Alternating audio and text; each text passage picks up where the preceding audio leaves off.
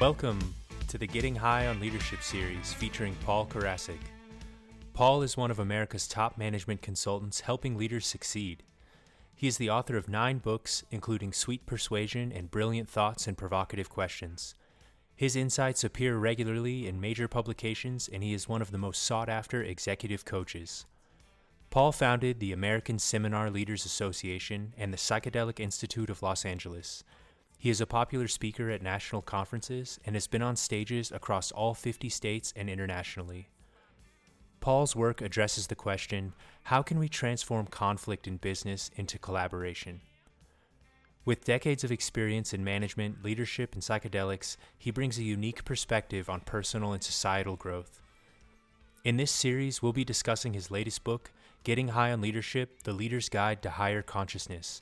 We'll be exploring the concepts, techniques, and mindset required to revolutionize leadership. Enjoy. Hello, and welcome back to the series. My name is Sanchez, your host, and we are joined by Paul Karasik, author of Getting High on Leadership.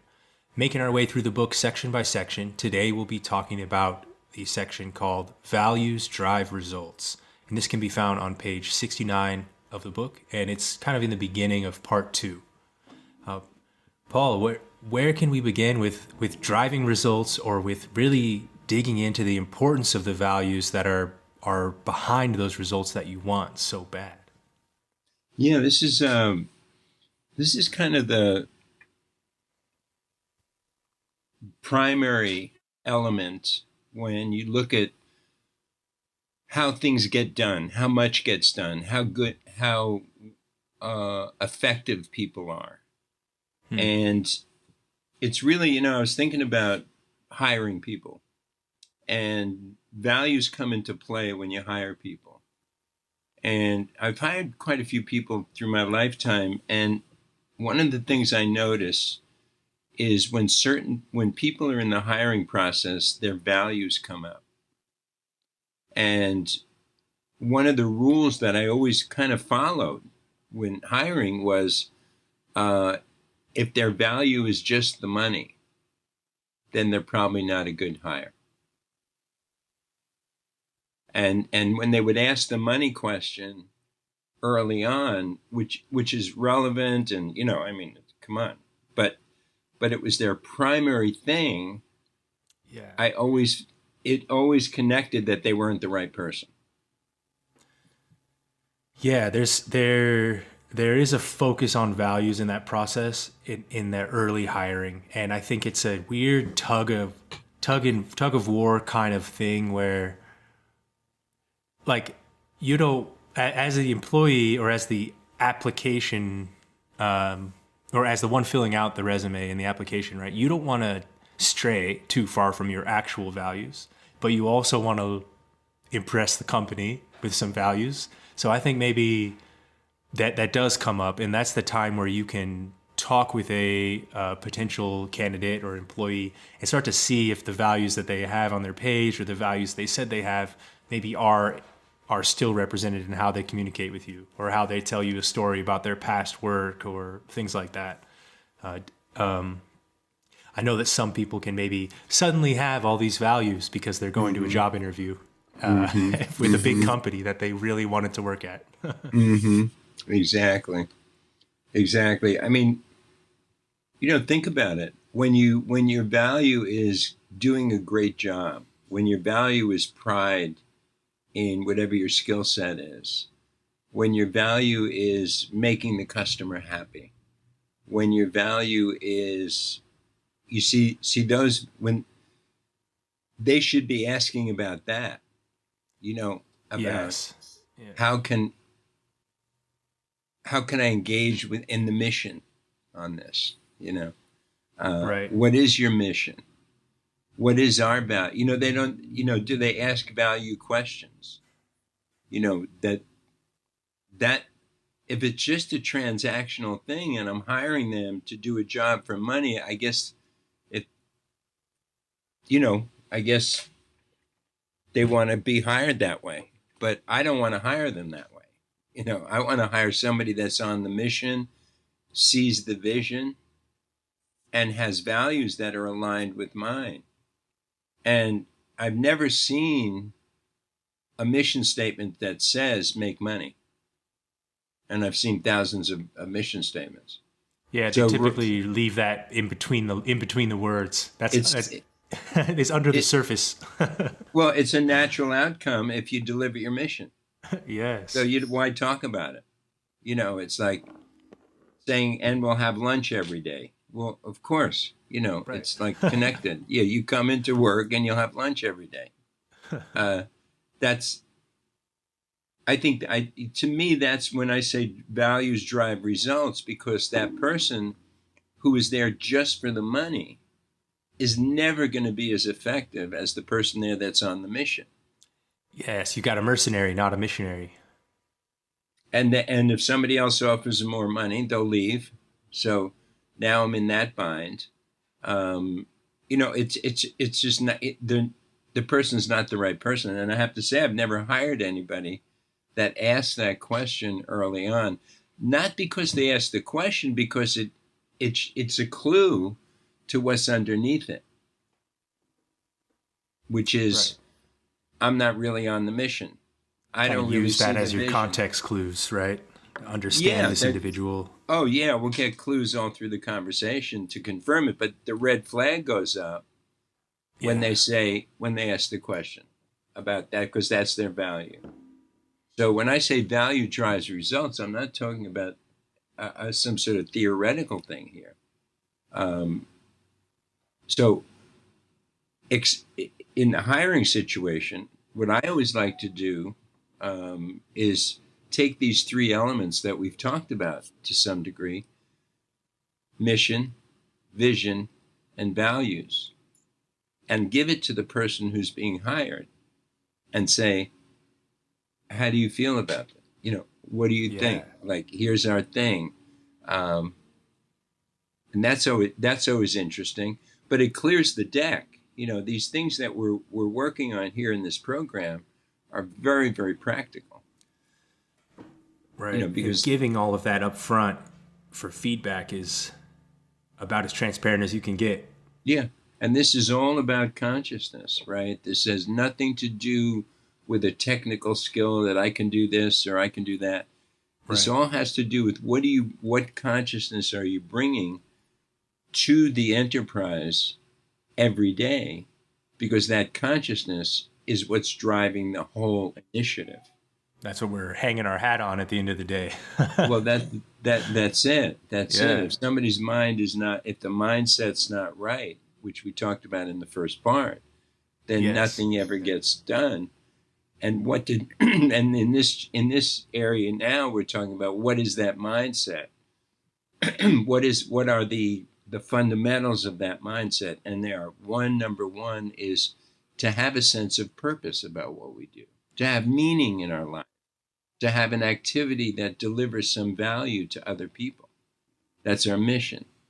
How we help, who we help, and so on. How vision is to see the future about how, and by the way, these can be interpreted by different people in different ways. This is just for the sake of this conversation, and it's applicable. Vision is how we see the mission being accomplished.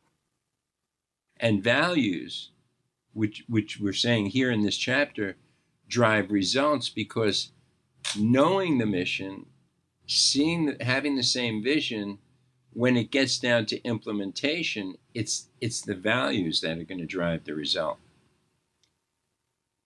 Hard work, persistence, right? I mean, Those values, those core values, they may not feel important, but then at the end of the day, when you're looking at the results and you're disappointed or you're overjoyed, like what yeah, really got you there is those values within the company culture, or those values within your team, or even for a personal project, they're the values that you had, like they were your values. I think yeah, there at times can be some finger pointing that happens at the end of a project, or when results come in, whether or not it's blame or taking credit. But I think it's rare maybe that teams turn inward to actually appreciate that their values got them there, or they turn inward to maybe tinker and change their values to perform better the next time. I think it's something that you're not even aware of. Yeah, Because it's the kind of just values are something operating you swim in. completely under the surface, or Yeah, it's the air, the it is. I water. was thinking of it's like the water. I was thinking of it's like the fish. You know, the Yeah, fish don't know they're in water. You know, it's just what they are. You know, they're in water. There's no hey, I'm in water. I right. don't think you're aware of the values that are, but they are those things that we looked at. You know, persistence, hard work, results, profit. That's fine. It's not right in the mission statement, but it's a fine. You know, one of our values of our company was always sales, because we were a sales training company. Uh, So we said it would look pretty stupid if we weren't good at sales and we're teaching sales, right?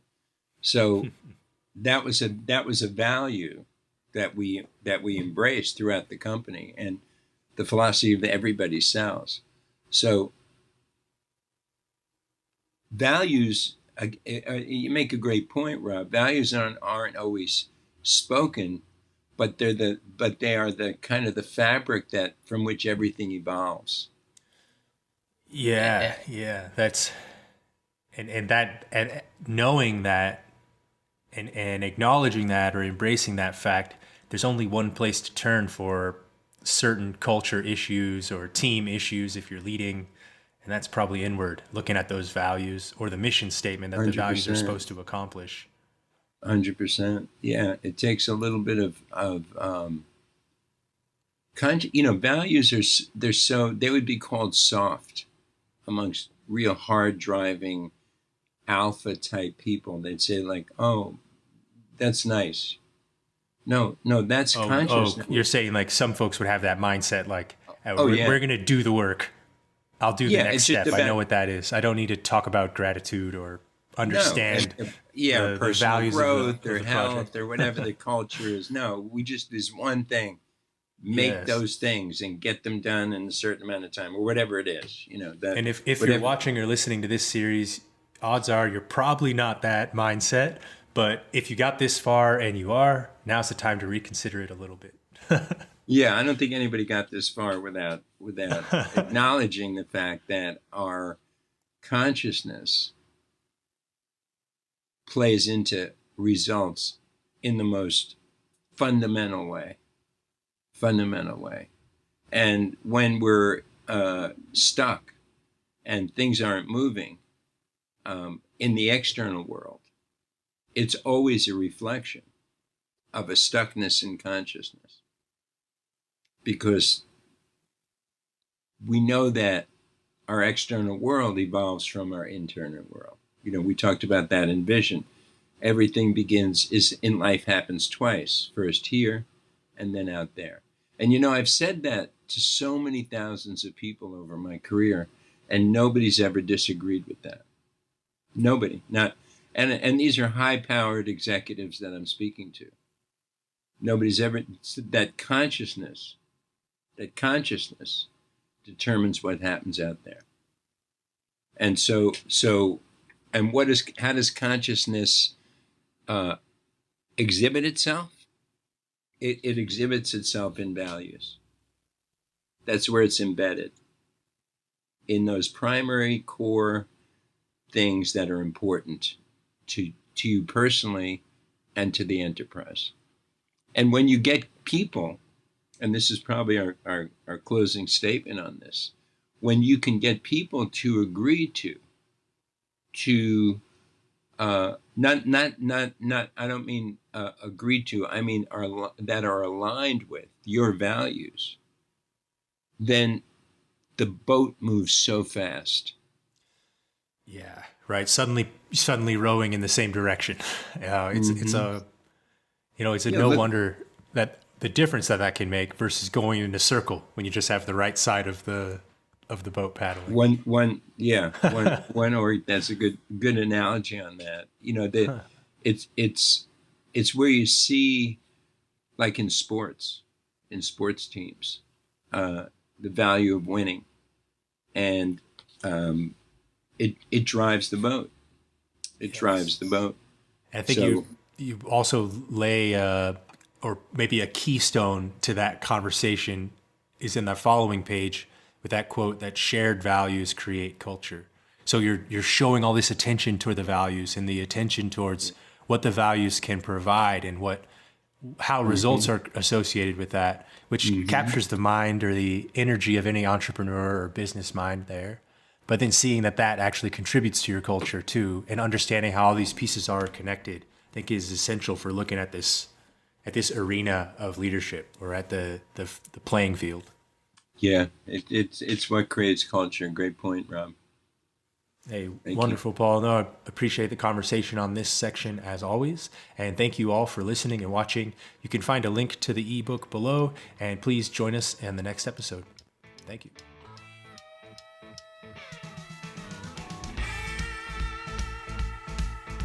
Thank you for joining us on this episode of the Getting High on Leadership series. If you have any questions, you can comment below or send them in via email to paul@paulkarasik.com. Follow him on Instagram at PK_the conversation. Find out more at wholesalerinstitute.com and psychedelic-awakening.com.